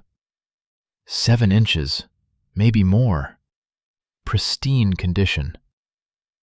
What she doesn't know, what she cannot know, is that this tooth came from the shark that Tan and his hunters killed. It fell from the carcass during the tow to shore, sank through 3,000 feet of water, and embedded itself in sediment where it has waited for 50 millennia. The ROV's mechanical arm carefully extracts the tooth and places it in a collection basket. In 6 months, it will be in a museum in Jakarta, labeled with the species name, the location, the estimated. Thousands of people will walk past it, marveling at the size, taking photographs, reading the placard about the most fearsome predator in Earth's history. None of them will know that humans killed it. This is the final irony. We've forgotten our own achievement. The successful hunt that proved humans could dominate any environment, kill any predator, overcome any obstacle through cooperation and ingenuity. It's been lost to time. Replaced by stories of Megalodon as an unstoppable force of nature, a monster that even modern humans would flee from in terror. But the evidence is there, scattered across the ocean floor and archaeological sites, if you know how to read it. A cave in Papua New Guinea contains human remains dated to 43,000 years ago. Among the artifacts, 17 megalodon teeth, all showing signs of having been worked into tools, cut marks on the enamel, hafting wear from being attached to handles, use wear patterns consistent with cutting and scraping. The archaeologists who discovered the site in 1998 noted the teeth in their report, but didn't pursue the implications. How did Stone Age humans acquire 17 megalodon teeth? The conventional assumption? They found beached carcasses and scavenged them. But look closer at the teeth. 3 show impact fractures consistent with being embedded in living tissue. 2 have damage patterns matching violent extraction from a jaw. These aren't scavenged teeth. These are hunting trophies. In Australia's Northern Territory, an Aboriginal rock art site depicts what appears to be a maritime hunting scene. Multiple canoes, dozens of human figures, and a massive fish-like creature with a distinctive crescent tail and prominent dorsal fin. Lines extend from the humans to the creature. Ropes, harpoons, weapons. The site has been carbon dated to approximately 40,000 years. The local Aboriginal groups have oral traditions about the hunting of the great jaw, though the specific details have been lost over thousands of years of transmission. Archaeological orthodoxy dismisses this as artistic exaggeration or mythological representation. But what if it's documentary? What if this is one of the few surviving visual records of humans hunting megalodon? On a remote island in Micronesia, construction workers excavating for a new resort in 2012 uncovered a burial site. Among the remains, a human skeleton wearing a necklace made from a single enormous tooth. Megalodon. The tooth showed wear patterns consistent with decades of handling. The skeleton showed healed fractures on the ribs and left femur, injuries consistent with violent trauma. A warrior's burial, a hunter's grave. The tooth given pride of place as the defining achievement of this person's life. The bones were reburied after documentation, as requested by local indigenous groups. The tooth was placed in a regional museum where it sits today in a display about prehistoric marine life, with no mention of the human who wore it, or what that wearing might signify. We've lost the connection. We see the teeth and the bones and the art, but we don't see the story that binds them together. The story of how apex predators became prey. Let me take you forward now to a different kind of extinction. Not megalodon this time, but the pattern continues. 11,000 years ago, the last woolly mammoths on mainland continents die out. Small populations survive on isolated islands for a few more millennia, but the great herds that dominated the northern steppes are gone. Climate change is a factor, certainly, but the timing is damning. They disappear within a few thousand years of human arrival in each region. North America, 13,000 years ago. Dozens of megafauna species vanish. Giant ground sloths, saber-toothed cats, American lions, horses, camels, all within a 2,000-year window that coincides with the arrival of Clovis culture hunters. The Clovis points, those beautifully crafted stone spear tips, are found embedded in mammoth bones, bison bones, mastodon bones.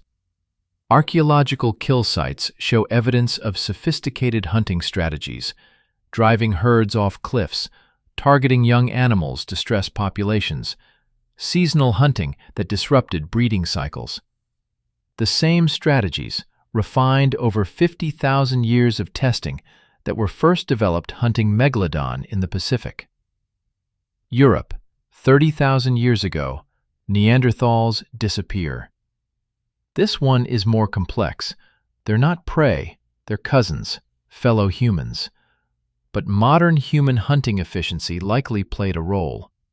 We could extract more calories from the environment. We could kill the same prey more effectively. We outcompeted them for resources until their populations dwindled below viable breeding numbers. Even our cousins couldn't survive contact with Homo sapiens at peak hunting efficiency. Australia, 45,000 years ago, the megafauna collapse is swift and brutal.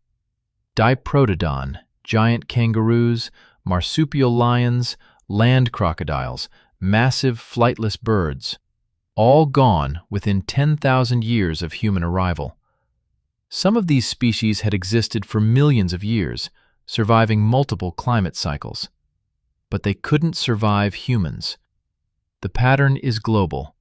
The mechanism is consistent. Humans arrive. Megafauna disappear.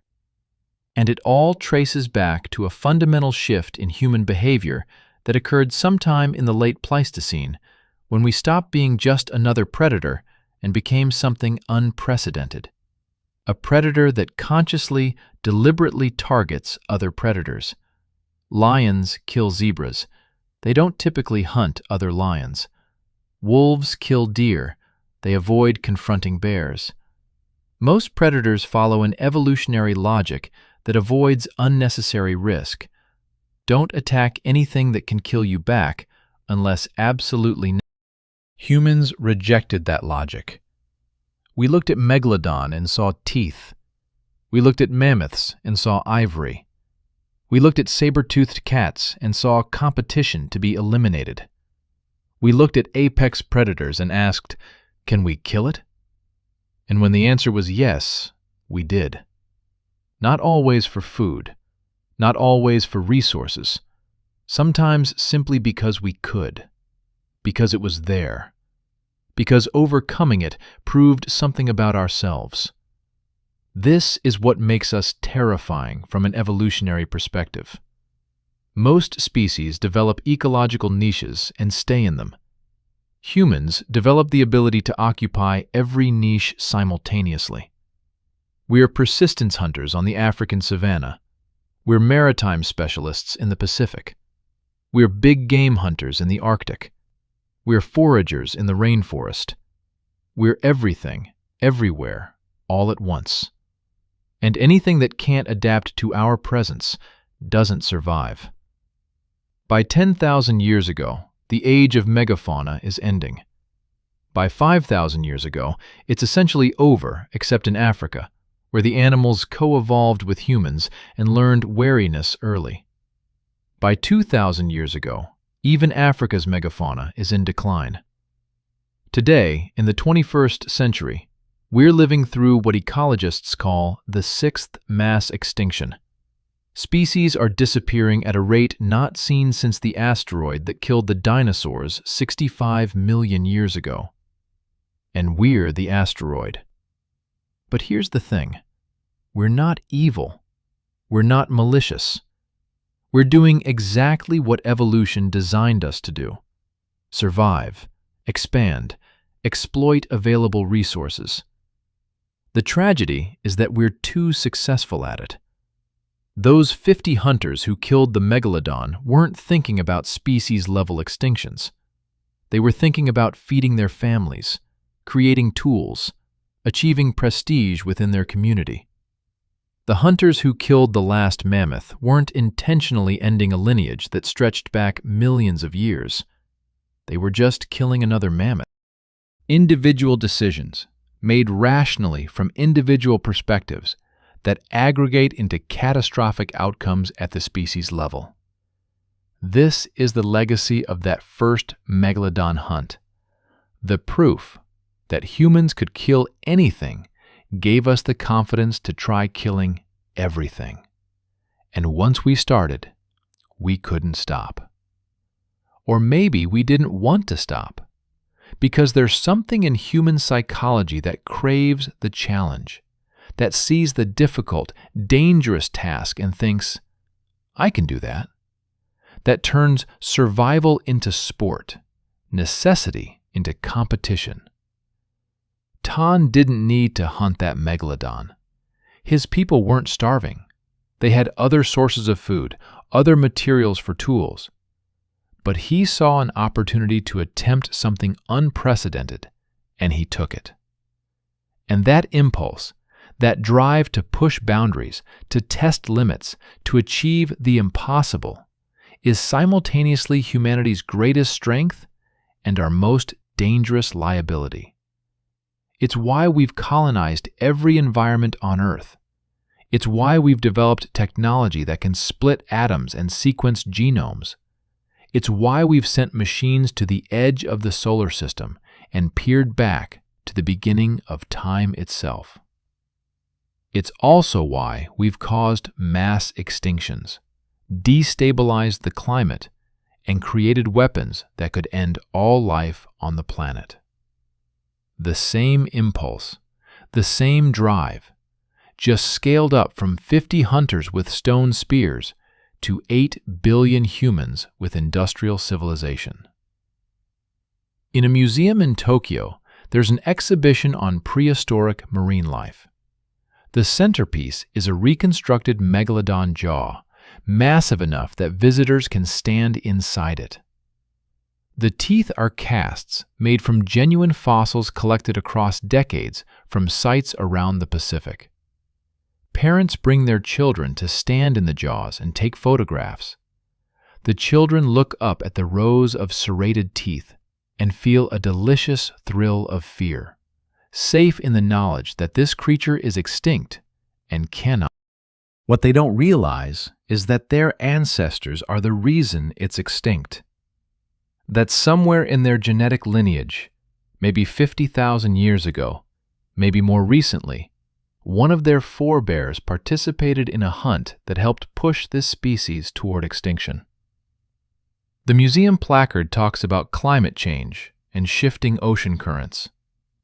It mentions the decline in whale populations that Megalodon depended on for food. It suggests that the shark was a victim of environmental factors beyond its control.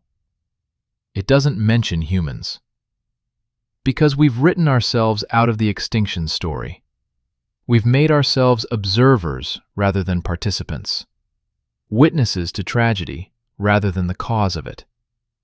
But the evidence is there. In the cave sites and the burial grounds, in the worked teeth and the hunting art, in the timing of extinctions that consistently correlates with human arrival.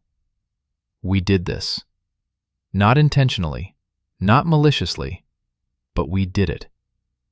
And the question that haunts me, the question that should haunt all of us, is whether we're still doing it. Whether the same impulses that drove Tan to hunt a 60-foot shark are still driving human behavior today. Are we still looking at the world's remaining megafauna, elephants, whales, great apes, tigers, and seeing resources to exploit rather than fellow inhabitants of this planet? Are we still measuring our success by what we can kill, what we can conquer, what we can dominate? Or have we finally learned the lesson that took 50,000 years to become clear? That being able to kill something doesn't mean you should. The last hunt. Let me bring you back to the present day. Not the museum in Tokyo, not the research vessel off Indonesia. but to a place where the story of humans and Megalodon comes full circle. The island of Flores, Indonesia, 2026. A team of anthropologists is excavating a coastal cave system that has yielded some of the most significant finds in human evolutionary. This is the region where Homo floresiensis, the so-called hobbit humans, were discovered, where evidence of sophisticated maritime technology dating back 60,000 years has been found, where the archaeological record preserves a continuous human presence spanning tens of millennia. Dr. James Reeves has been working this site for 3 years. Today, in a sediment layer dated to approximately 48,000 years ago, his team uncovers something unprecedented: a mass burial. 12 human skeletons, all adult males, all showing evidence of severe trauma. Broken ribs, shattered femurs, crushed vertebrae, the kind of injuries associated with violent death. And scattered among the bones, Megalodon teeth, 37 of them. Some still showing traces of the resin used to haft them to handles. Others bearing impact marks consistent with striking something extremely hard at high velocity. Reeves carefully photographs each tooth's position, maps the burial in 3 dimensions, collects samples for radiocarbon dating, DNA analysis, isotope studies. All the tools of modern archaeology brought to bear on a mystery 50,000 years old. But as he works, brushing sediment from a skull that shows evidence of massive blunt force trauma to the right temple, he starts to see the pattern. These men died together, violently, in association with megalodon teeth large enough and numerous enough to suggest direct interaction with a living specimen.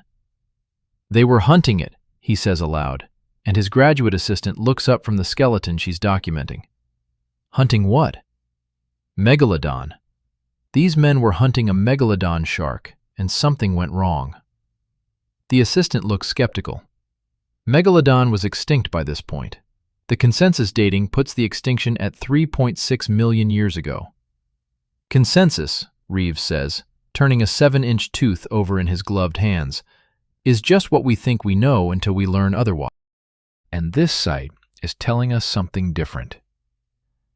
He's right, though it will take years for the archaeological community to accept it.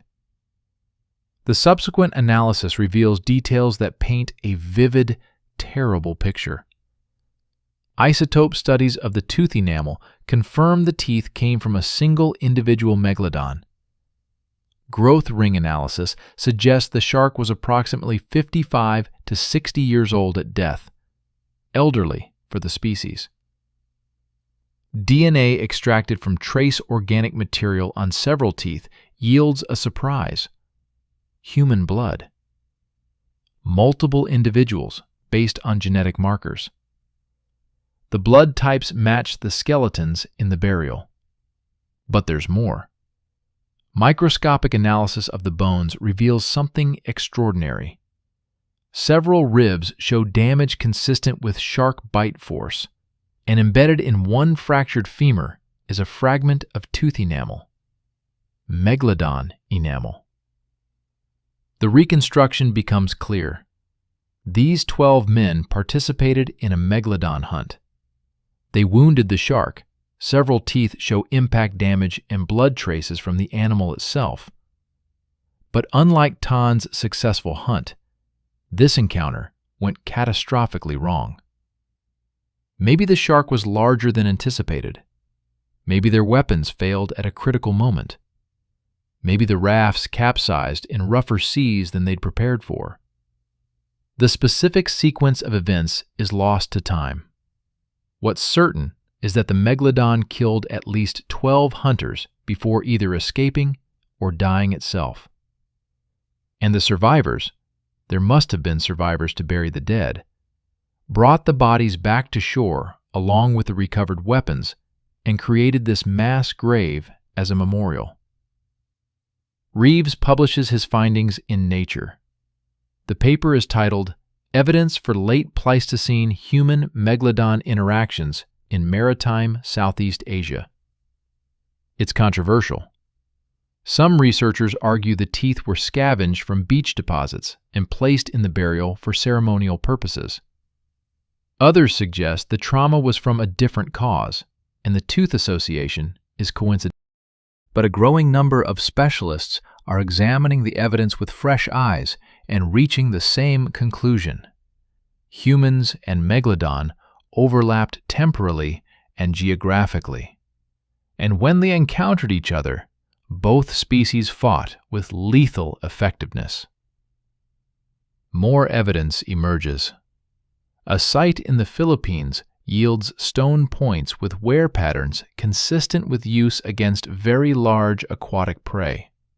A cave painting in Sulawesi, previously interpreted as depicting a large fish, is reanalyzed and identified as showing distinctive Megalodon features: the crescent tail, the massive dorsal fin, the characteristic body proportions. The timeline of Megalodon extinction starts to shift. Not dramatically. The bulk of the population still appears to have died out millions of years ago. But isolated populations, refugia in the deep Pacific, might have persisted far longer than previously thought. And humans were there when the last of them died. Reeves becomes obsessed with the story. He spends 5 years tracking down every piece of evidence, every fragmentary clue. He finds 43 archaeological sites across the Pacific that contain Megalodon teeth in association with human remains or artifacts. 21 show evidence of violent trauma. 17 contain multiple teeth, suggesting hunters retained their weapons as trophies. The pattern is unmistakable. This wasn't occasional scavenging. This was active, intentional hunting of one of the most dangerous predators in Earth's history. He writes a book, The Last Megalodon: How Human Hunters Ended an Ancient Dynasty. It's part archaeology, part narrative reconstruction, part meditation on human nature and our relationship with the natural world. In the book's final chapter, he writes, "We stand today as the unchallenged apex predator on planet Earth. We have no natural enemies. No animal hunts us. Even the largest, most powerful creatures, elephants, great whales, polar bears, avoid human contact when possible. We have achieved what no other species in 4 billion years of life on Earth has accomplished.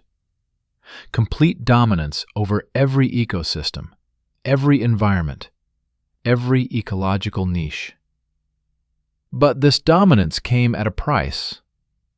The megafauna that existed 50,000 years ago, the mammoths and giant sloths, the saber-toothed predators and massive marsupials, the terror birds and cave bears, they're gone. And the evidence increasingly suggests that we killed them. Not through malice, not through intentional genocide, but through the same impulse that drove a group of Pleistocene hunters to attack a 60-foot shark with Stone Age weapons. The drive to test ourselves against the impossible, to prove that nothing is beyond human capability. That impulse has served us well. It's why we've achieved everything from agriculture to spaceflight. But it's also why we're now facing a biodiversity crisis that threatens the fabric of life on Earth. The question we must ask ourselves is this: can we evolve beyond the hunter mentality? Can we develop the wisdom to recognize that just because we can kill something doesn't mean we should? Can we learn to coexist with the remaining megafauna rather than viewing them as obstacles or resources? Or are we doomed to repeat the pattern until nothing large, wild, and free remains on Earth except us? The book becomes a bestseller. It sparks debates about conservation, about human nature, about our responsibility to the species that share this planet with us. But perhaps more importantly, it changes how we see ourselves. For 50,000 years, we've been telling ourselves stories about Megalodon, the monster, the unstoppable predator, the nightmare from the deep that even modern humans would be helpless against. Those stories make us feel small, vulnerable. They put something above us in the hierarchy of terror. But the truth is different. The truth is that when our ancestors encountered Megalodon, they didn't run. They didn't hide. They grabbed their spears and their rafts and their courage, and they hunted it. Some succeeded, many failed, but they tried. And eventually, probably through cumulative pressure from multiple hunts over thousands of years, they won. The megalodons disappeared. The humans survived and spread and multiplied. We are the descendants of the hunters who killed legends. That's a powerful story, an empowering story, but it's also a cautionary tale. Because if we can kill Megalodon, we can kill anything. And we have. And we are. The last wild Megalodon died sometime between 3 million and 50,000 years ago. The exact date doesn't matter. What matters is that when it died, whether from climate change or prey depletion or a stone spear through the gills, it marked a turning point in Earth's history. For the first time, the ocean's apex predator wasn't another ocean creature. It was an upright ape from the African savanna who had learned to cross water and kill anything it encountered. Today, in the 21st century, we're living with the consequences of that turning point. The oceans are overfished. 90% of large fish populations are depleted. Shark populations have declined by 70% in the last 50 years. Not megalodons this time, they're already gone, but great whites and hammerheads and tiger sharks, all facing the same pressures that eliminated their giant ancestor. And it's not just sharks. Whales, dolphins, sea turtles, tuna, swordfish, species that survived millions of years of natural selection, are now threatened by a few centuries of industrial fishing. We've become so efficient at killing that we're emptying the oceans. The same oceans where, 50,000 years ago, 50 hunters on bamboo rafts fought a 60-foot shark and proved that humans could dominate any environment. We've been proving it ever since, over and over, in every ocean, on every continent, in every ecosystem. And the Earth is running out of things for us to prove ourselves against. Reeves ends his book with a challenge. Imagine if those 50 hunters had made a different choice. Imagine if they'd seen the megalodon and decided not to hunt it. If they'd recognized it as a fellow apex predator deserving of respect and distance. If they'd chosen coexistence over conquest. Would Megalodon have survived? Possibly not. Climate and prey availability might have doomed it anyway. But we would have survived too, and we would have carried forward a different story about ourselves. Not the story of the ultimate hunters who can kill anything, but the story of the wise apes who learned to share the world with other powerful beings. It's too late for Megalodon. It's too late for mammoths and dodos and passenger pigeons and thousands of other species we've eliminated. But it's not too late for elephants, for great whales, for tigers and gorillas and rhinoceros, for sharks and tuna and all the remaining megafauna that still swim and walk and fly on this planet. We can choose a different story. We can choose to be the species that learned wisdom to match our weapons, that developed restraint to balance our power, that recognized other creatures not as resources or obstacles or trophies, but as fellow travelers on this improbable journey of life. We are the descendants of the hunters who killed Megalodon. That's our heritage, our legacy. But we don't have to be defined by it. We can be something more, something better. We can be the species that learned to stop hunting. The book's final page shows a photograph from the Flores excavation. A single megalodon tooth, 7 inches long, serrated edges still sharp after 50,000 years. And beside it, for scale, a human hand. The proportions are striking. The tooth is larger than the hand. The predator was massive, powerful, terrifying. But the hand wielded tools, cooperated with other hands, applied intelligence and determination to overcome physical disadvantages.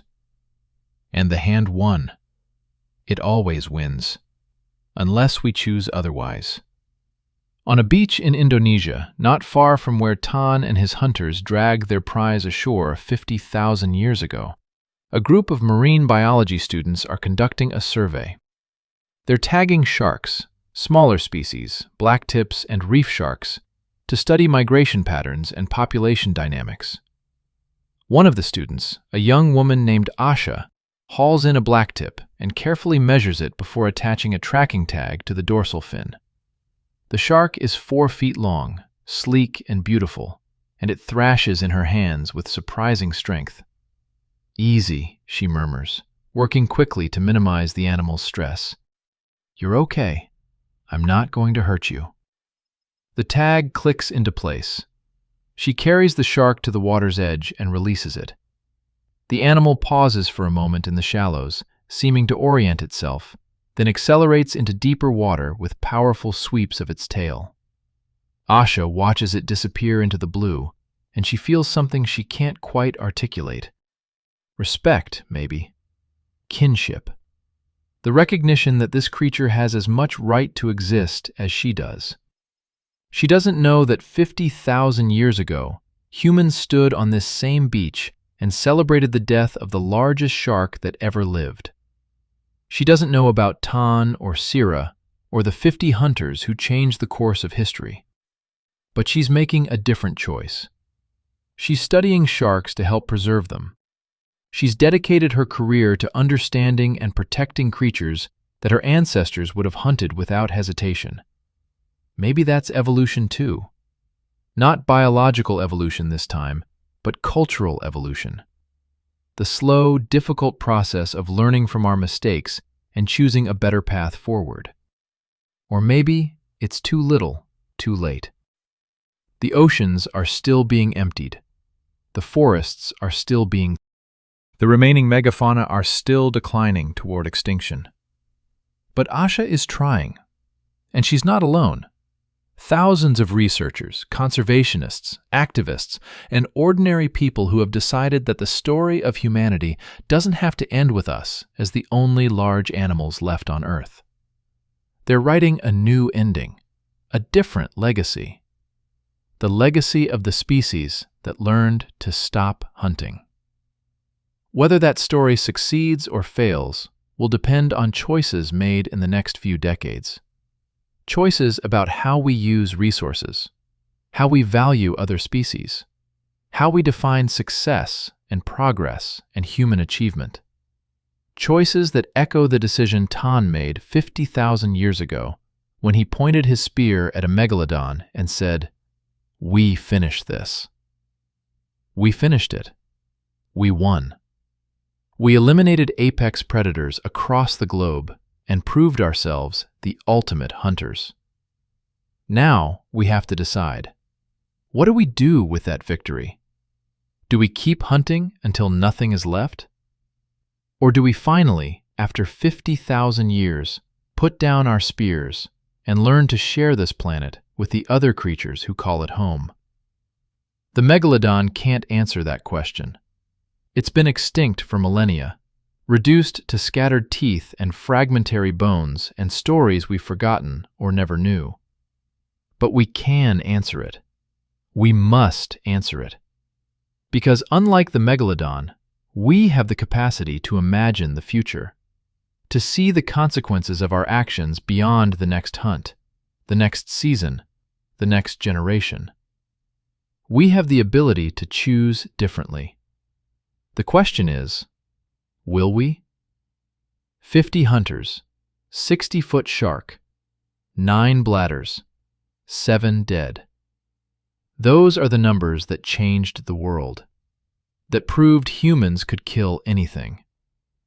Now we need new numbers, new stories, new legends about the hunters who became guardians, who looked at the remaining great beasts of Earth and decided to protect them instead of destroying them, who chose wisdom over weapons, preservation over prestige, coexistence over conquest.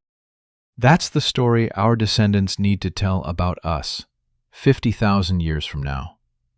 That's the legacy we need to leave, not as the species that killed Megalodon, but as the species that learned from it.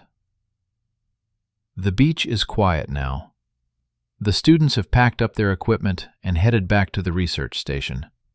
The sun is setting over the Pacific, painting the water in shades of gold and crimson. And somewhere in the deep, sharks are swimming. Smaller sharks than Megalodon, less impressive perhaps. But they're still here, still surviving, still playing their role in the ocean's ecology. They swim through waters that humans have polluted and overfished and fundamentally altered. But they swim nonetheless, because that's what evolution has programmed them to do. Swim or die. And maybe, if we make the right choices, they'll still be swimming 50,000 years from now. Not as the dominant predators, we'll never give up that position, but as fellow inhabitants of a shared world. That would be a different kind of victory. Not the triumph of killing the biggest predator, but the triumph of saving what remains. Of proving that humans are not just the most successful hunters, but also, finally, the wisest. The water darkens as the sun slips below the horizon.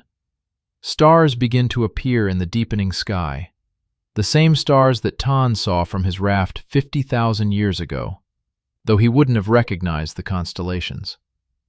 The Earth has spun around the sun 50,000 times since that hunt. Entire civilizations have risen and fallen. Ice ages have come and gone. The world has changed in ways those hunters could never have imagined. But one thing remains constant: the ocean. Deep, vast, ancient, full of mysteries we're still discovering. And somewhere in those depths, in sediment and stone, the last evidence of Megalodon waits to be found. Teeth scattered across thousands of miles. Vertebrae slowly the physical remnants of a dynasty that ruled the seas longer than humans have existed. Gone, but not forgotten. Killed, but not conquered. The Megalodon lost the battle, but the war between humans and nature, between exploitation and preservation, between short-term gain and long-term survival, that war is still being fought, and the outcome is far from certain. 50 hunters faced a 60-foot shark and emerged victorious. Now 8 billion humans face a planet pushed to its limits, and the question is whether we can emerge victorious from this challenge too. Not through hunting, not through killing, not through conquest, but through wisdom, through restraint, through the courage to choose a different path than the one our ancestors walked. The ocean remembers Megalodon. The fossil record remembers. The scattered teeth remember. And now, finally, we remember too. The question is, what will we do with that memory? Will we see it as a triumph to repeat, or as a mistake to never make again? The choice, as always, is ours. And the clock is ticking, the one our ancestors walked. The ocean remembers Megalodon. The fossil record remembers. The scattered teeth remember. And now, finally, we remember too. The question is, what will we do with that memory? Will we see it as a triumph to repeat, or as a mistake to never make again? The choice, as always, is ours. And the clock is ticking.